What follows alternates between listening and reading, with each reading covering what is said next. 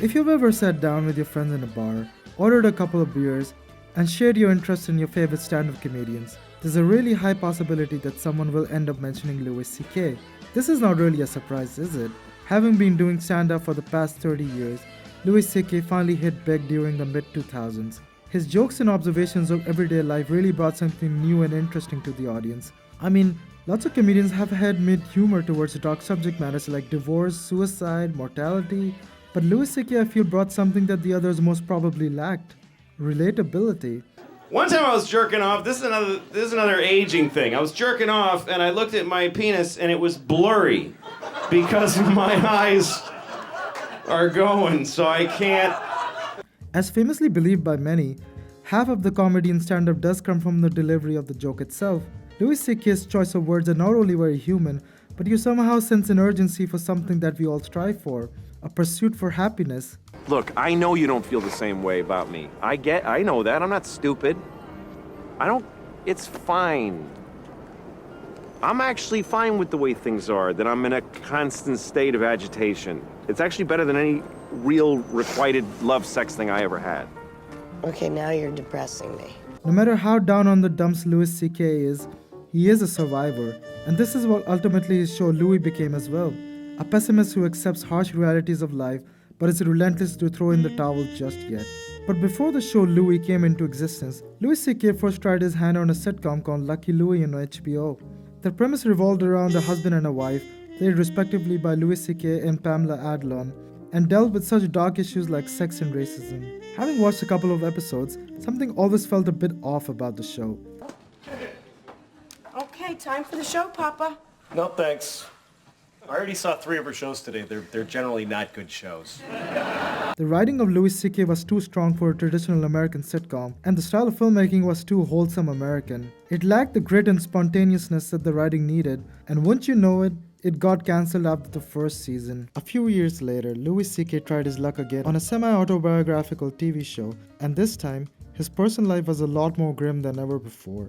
During the filming of Lucky Louie, Louis C.K. was still married and was living with his wife and kids. In the next few years, he went through a divorce. This somehow made his comedy more cynical yet truthful towards the harsh realities of life. But with his new show, Louis C.K. wanted total creative control, and no major network was willing to give him that except for FX. With a budget cut to $200,000 per episode, Louis C.K. personally wrote, directed, and edited each episode on his MacBook Pro, and thus, the new show Louie was born. And right off the bat, one could see the obvious changes from his previous attempt. Louie is shot completely handheld, which somehow makes the audience part of the moment. Each episode deals with issues that directly affects us in everyday life, such as finding our loved one, mortality, envy towards other people's success, and so on. But with that in mind, Louie doesn't really have a coherent narrative structure to any of his episodes. Each episode loosely has a plot which most of the time is not even resolved by the end of the show.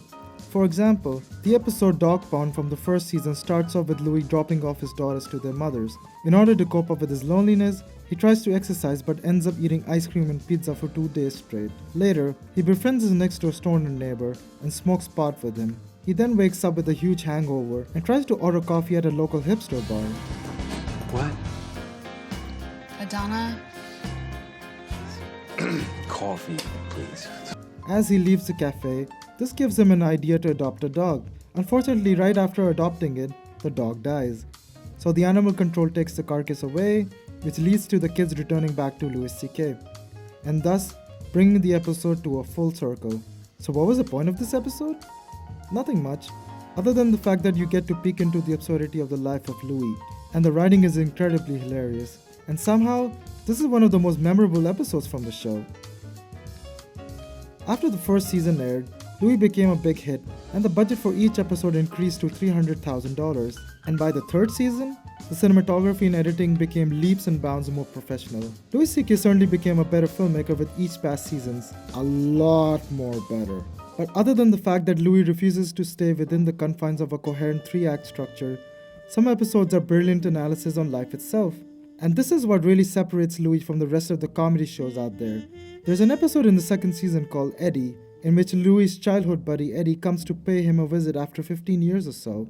Instantly, it is clear that Eddie is extremely unhappy with how his life turned out, and near the end of the episode, Eddie reveals to Louie that after his show and mine, he will return to a motel room, take a deadly dose of medicine, and commit suicide. Wait, so how does Louis react to this? That how wonderful life really is and how we should learn to appreciate it more? Heck no. He straight off tells him that he will not give him the easy answers. Each person has his own problems, and we all somehow find ways to continue existing. No other person can miraculously convince someone not to kill himself. Life is an extremely tedious process, and if things get tough, it's up to you to decide if it's worth living or not. While Eddie is not fully convinced, the episode ends with him not revealing if he really did end up killing himself, which I thought was a very clever way to conclude the story. Such a twist and premise made me love and appreciate the show even more. Louie is great because it denies you easy answers. It refuses to pander to the audience and their insecurities in finding solutions for themselves.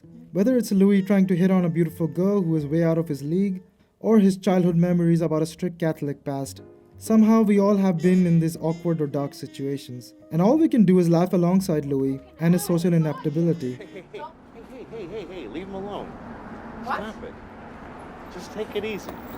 What did you say? What did you just say to me? Nothing, I just take it easy. And the blues music used in the show is incredibly fitting. It has a really strong Woody Allen vibe to it, and that won't be a surprise at all since both of them take place in the New York City.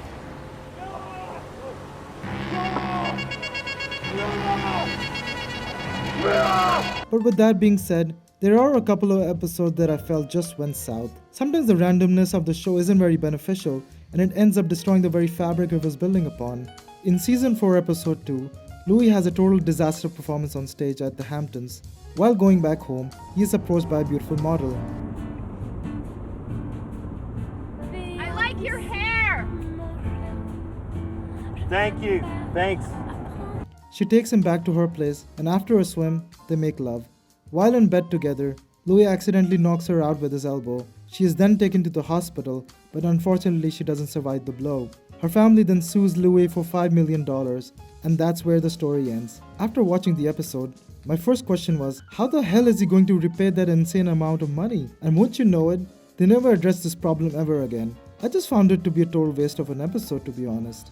Apart from disappointing conclusions, the core ideas of Louis C.K.'s psyche gets repeated quite often in his stand-up as well as in the show. I guess this is somehow anticipated, but it kinda gets old at times, especially if you've seen all of his stand-up comedy. But even after 5 seasons, Louis is still one of the most creative comedy shows out there. Louis has a personality to whom everyone can relate to. His clever mixture of comedy and analysis of modern-day American life is truly an intriguing sight. He's funny, he's awkward, and always mixed with a bit of French shaman. There's a vast amount of jokes that are based on his own character. Whether you enjoy Louis C.K.'s comedy or not, you have to give him credit that even if his comedy is not unique, his voice always will be. So grab a bag of dicks and enjoy Louis for what it's worth.